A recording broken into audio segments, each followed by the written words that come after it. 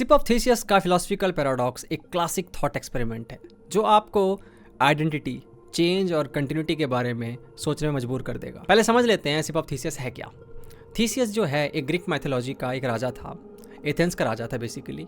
उसका एक जहाज़ था जिस जहाज़ पे बैठकर वो सैर किया करता था समुद्र वगैरह की। अब एक थॉट एक्सपेरिमेंट किया गया जिसमें ये सोचा गया कि यार एक जहाज़ है, वो पुराना तो होगा ही बेसिकली, कोई भी चीज़ पुरानी होगी, तो उसको बनाए रखने के लिए, नया बनाए रखने के लिए उसके जो पुराने पार्ट्स होंगे, जो ख़राब पार्ट्स होंगे, मान लीजिए कोई लकड़ी का प्लैंक है वो पुराना होता चला गया, तो उसको हटा दिया जाएगा और रिप्लेस कर दिया जाएगा न्यू पार्ट से। अब ऐसा करके जैसे जैसे वो ख़त्म होता जाएगा, उसकी रस्सियाँ ख़राब होंगी या कोई भी चीज़ ख़राब होगी, उसको बस नए पार्ट से रिप्लेस कर देंगे। तो एक वक्त ऐसा आएगा जब सारे पार्ट्स रिप्लेस हो जाएंगे और नए पार्ट्स लगे होंगे।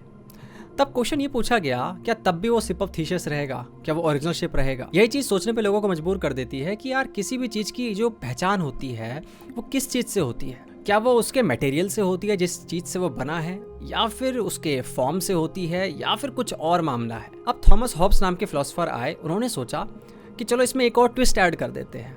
उन्होंने कहा कि यार मान लो ये पुराने पार्ट्स जो तुमने रिप्लेस कर दिए थे नए पार्ट से तो तुमने नया शिप बना दिया, पर मान लो मैं पुराने पार्ट्स उठाता हूँ और उससे एक और शिप बना देता हूँ। अब ये बताओ कि ये वाला शिप ऑफ थीसियस है या वो वाला जो नए पार्ट से बना है। अब यहाँ पे एक और खेल हो गया, अब लोग और परेशान हो गए। वैसे आपको दुनिया भर के अलग अलग कल्चर्स के अंदर ना आपको ऐसे काफ़ी थॉट एक्सपेरिमेंट मिल जाएंगे जिससे काफ़ी मिलते जुलते हैं। जैसे हो सकता है आपने ग्रैंडफादर एक्स के बारे में सुना हो कि मान लीजिए आपके दादा एक कुल्हाड़ी यूज़ करते थे, लकड़ी वकड़ी काटते थे।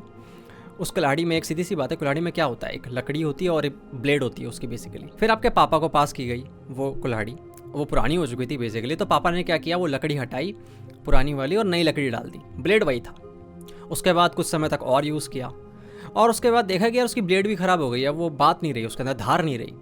तो उसके बाद उस ब्लेड को भी हटा दिया, अब नया ब्लेड लगा दिया और फिर आपको पास कर दिया गया। तो अब क्वेश्चन ये पूछा जाता है कि जो आपके पास कुल्हाड़ी है क्या ये दादाजी वाली ही है या फिर अब बदल गई है बिल्कुल। अब इस पैराडॉक्स को सॉल्व करने के लिए बहुत सारे फिलोसफर सामने आए। जो एक तरीके के फिलोसफर सामने आए इसको सॉल्व करने के लिए, वो मटेरियलिस्ट व्यू रखते थे।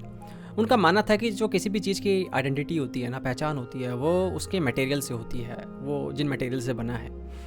अब अगर आपने चेंज कर दिया वो मटेरियल, नया मटेरियल लगा दिया रिप्लेस करके, तो उसकी जो आइडेंटिटी है वो चेंज हो गई है, वो कम्प्लीटली नई एंटिटी बन चुकी है। अब जैसे कि एटम्स वगैरह जो थे उसके आपने कम्प्लीटली हटा दिए, रिप्लेस कर दिए नए एटम से बेसिकली।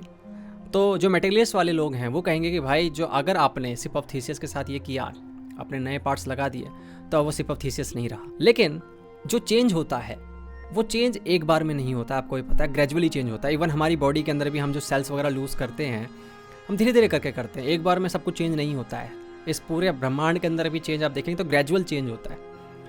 तो क्वेश्चन ये पूछा गया कि यार कब बोलना शुरू करोगे कि अब ये अलग चीज़ बन चुकी है। फॉर एग्जांपल, एक लकड़ी निकालने पे, दो लकड़ी निकालने पे, तीन लकड़ी निकालने पे, एक पॉइंट तो ऐसा होना चाहिए ना जहाँ पर आप ये कह सकें कि अब ये वो चीज़ नहीं रही जो मैं अब तक कहता आ रहा था। वो बाउंड्री कहाँ, आप लाइन कहाँ ड्रॉ करोगे?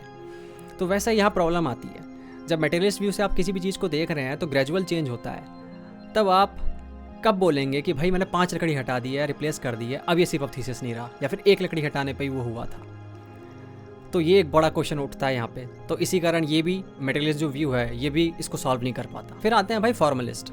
वो कहते हैं कि भाई देखो बात ऐसी है, किसी भी चीज़ की जो आइडेंटिटी है ना वो उसके मटेरियल पे नहीं डिपेंड करती है, वो उसके फॉर्म पे डिपेंड करती है, उसके पर्पस पे डिपेंड करती है। अब जो सिप ऑफ थीसियस है उसके शिप को देखकर तुम्हें एक ही चीज़ याद आती है कि भाई कितना कमाल का हीरो था हमारा थीसियस, ठीक है। उसका पर्पस ही है कि तुम्हें याद दिलाना। तो उसका जो एसेंस है ना उसके हुड में नहीं है, उसके लकड़ियों में नहीं है, बल्कि इस चीज़ में है कि वो तुम्हें क्या यकीन दिलाती है, क्या फील कराती है, क्या उसका पर्पस था। तो जो फॉर्मलिस्ट है वो ये बोलेंगे कि अगर तुमने भले ही उसका हुड्स वगैरह चेंज कर दिया हो भाई बुरी तरीके से और उसमें नए पार्ट्स लगा दिए, फिर भी उसका जो पर्पस था वो चेंज नहीं हो जाएगा। वो अभी भी हमें थीसियस की याद दिलाएगा, थीसियस के हीरोइज्म की याद दिलाएगा। अब इस फॉर्मलिस्ट व्यू को जब मैं पढ़ रहा था तो मेरे दिमाग में ये आया कि हमारे यहाँ हिंदुज़म के अंदर भी आप देखते हैं कि हर साल नवरात्रि बनाई जाती है, गणेश चतुर्थी बनाई जाती है और हम मूर्तियाँ लेके आते हैं। और होता ये है कि आपको पता है नवरात्रि के बाद माँ दुर्गा की जो मूर्ति होती है उसको हम विसर्जित कर देते हैं समुद्र में, पानी के अंदर, नदी के अंदर। अब देखेंगे तो हर साल मूर्ति चेंज होती है और हर बार डिज़ाइन भी चेंज होता है। कभी कुछ और सेट बनाया जाता है, कभी कुछ और तरीके से बनाया जाता है, कोई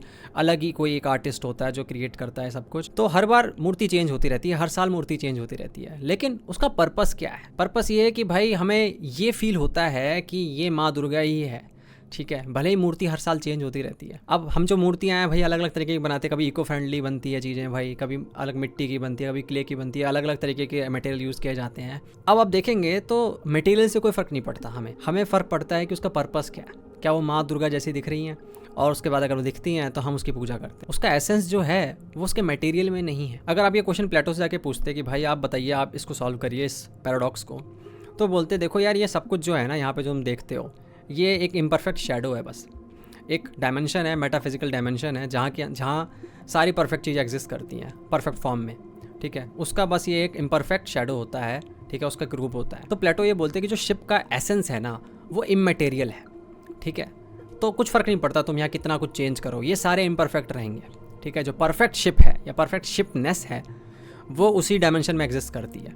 तो यहाँ तुम अपना खेल खेलते रहो, ओरिजिनल करते रहो, रिप्लेस करते रहो। यही बात अगर आके तुम इधर आदि शंकराचार्य से पूछते, अद्वैत वेदांत के अंदर आ जाते हैं हम कि बताइए ये शिप ओरिजिनल है या फिर ये वाला शिप ओरिजिनल है, तो बोलते ये सब माया के अधीन है। पहली बात तो सत्य तो एक ही है, रियलिटी एक ही है, ट्रुथ एक ही है, वो है ब्रह्मन। ब्रह्मन की ही शैडो है ये सब, ब्रह्मन ही अपने आप को मैनिफेस्ट कर रहा है, चाहे आप इस शिप की बात करो या इस शिप की बात करो, ये सब माया के अधीन है। कुछ फ़र्क नहीं पड़ता इससे कि आप इसको रिप्लेस कर दो, ओरिजिनल कर दो। जो नया लकड़ी लगाई या पुरानी लकड़ी लगाई सब माया के अधीन है। तुम अगर बुद्धिज़्म में आओगे और नागार्जुना से पूछोगे तो वो बताएंगे शून्यवाद फिलॉसफी के हिसाब से कि भाई ये जो तुम शिप दिखा रहे हो ना मेरे को, जिसमें तुमने नए पार्ट्स लगा रखे हैं, ये भी शून्य है। उनके हिसाब से ना हर एक चीज़ जो इस दुनिया में है वो स्वभाव रहित है, मतलब उसका खुद का कोई एसेंस नहीं होता है इनहेरेंट। तो शून्यवाद के हिसाब से ये वाला भी शून्य होगा शिप और वो वाला भी शून्य होगा। तो डिबेट किस चीज़ की। अब शिप ऑफ थीसिस एक ऐसा पजल है ना जो अनसॉल्वेबल है, ठीक है। आप इसको सॉल्व करने नहीं बैठोगे, इसके अलग अलग तरीके के आंसर जरूर आते हैं, हर तरीके के व्यू आते हैं, लेकिन इसका मेन पर्पस ये नहीं है। इसका मेन पर्पस आपकी थिंकिंग को स्टिमुलेट करना, आपको सोचने मजबूर करना है कि सोचो भाई किसी भी चीज़ को उसकी जो पहचान होती है वो मिलती किस चीज़ से। शिप ऑफ थीसिस पैराडॉक्स के ऊपर ना एक मूवी बनी हुई है भाई, यूट्यूब पे मिल जाएगी तुम्हें। उस मूवी का नाम ही शिप ऑफ थीसिस है, ठीक है। मूवी ज़रूर देखना भाई, मूवी ज़रूर देखना, क्योंकि मूवी तुम्हें ना अलग ही तरीके के उस पर सफ़र पे ले जाएगी भाई। ऐसे ऐसे डायलॉग्स है ना भाई, ब्रेन गैज़म आ जाएगा तुम्हें, देखना, ठीक है। अगर तुमने मूवी देख रखी तो मुझे ज़रूर बताना, ठीक है, कमेंट सेक्शन में। बाकी आप क्या सोचते हैं इस थॉट एक्सपेरिमेंट के बारे में ज़रूर बताना मुझे कमेंट सेक्शन में। आज के लिए इतना ही, thank you so much for watching. मिलते हैं अगले वीडियो में, तब तक के लिए ध्यान रखो, गुड बाय।